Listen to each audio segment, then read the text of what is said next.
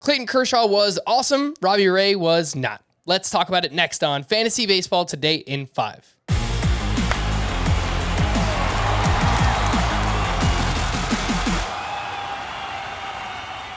Welcome into FBT in 5. As always, make sure to follow and stream us on Spotify. Today is Thursday, April 14th. I am Frank Stanfield, joined by Chris Towers. We had vintage Kershaw on Wednesday, 7 perfect innings with 13 strikeouts. Chris, what did you see in this start, and would you look to sell high after this one? So what we saw was just a ton of sliders for Clayton Kershaw. 51% of his pitches were sliders.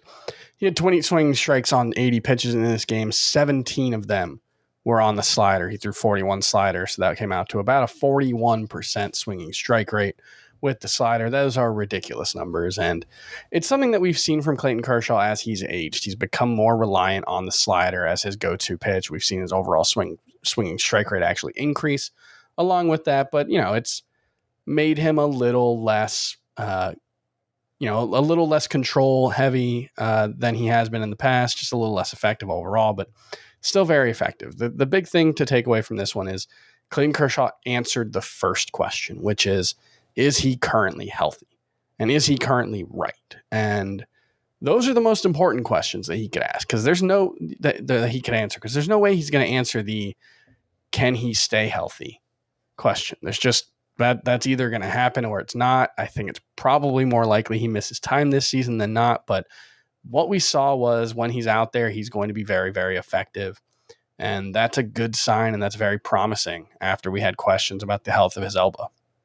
If you could flip him for a top 50 player coming into the season, would you look to do that?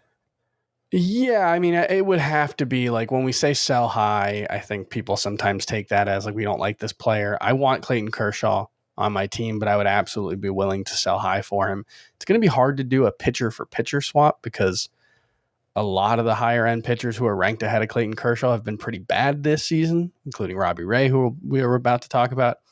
I would probably take Robbie Ray over Clayton Kershaw right now, but I wouldn't feel great about it.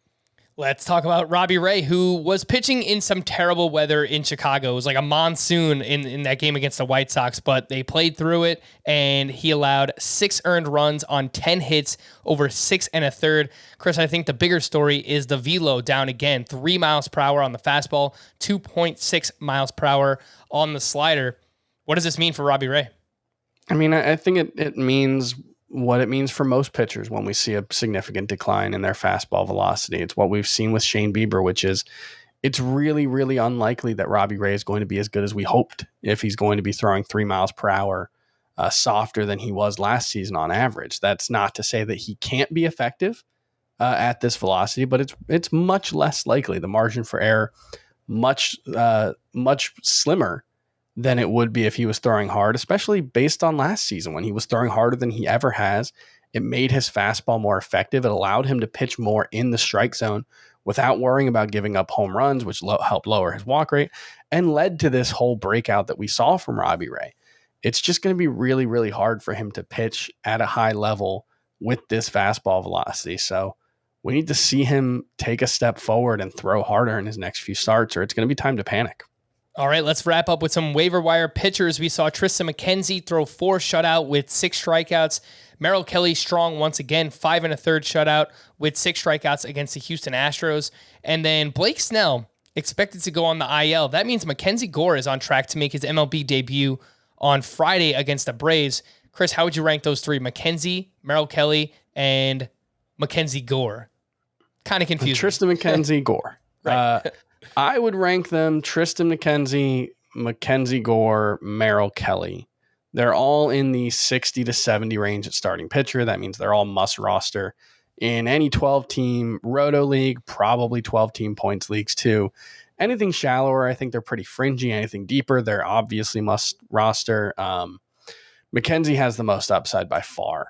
The Padres appear to believe that they have figured out the mechanical issue that kind of sent him off track over the last couple of seasons. He had 28 walks and 50 innings in the minors last season, but if he's right and he only has 3 walks in, I believe it's 18 innings since the start of spring, including his AAA debut, if he's right, he's got top 25 starting pitcher upside. He's as talented as any pitcher in the minors right now. So MacKenzie Gore is someone I absolutely want on my rosters. Would you take any of those three over the recent additions we've talked about? Tyler McGill, Jesus Luzardo, and Matt Brash. I think all of them are behind. All of MacKenzie Gore, Merrill Kelly, and Triston McKenzie are behind Matt Brash, who's the lowest of that group. But, I mean, if MacKenzie Gore looks good in his first start and it looks like he's going to stay in the rotation, I might just drop him in the top 40 at starting pitcher. Like he would be as high as Jesus Luzardo and Tyler McGill, maybe higher than those guys. I'm really, really excited to see what he can do today. Yeah, MacKenzie Gore had that prospect status for a reason, and looks like he is back on track. Lots to be excited about there.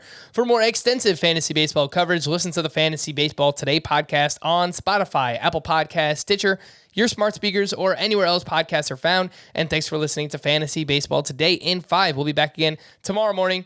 Bye-bye.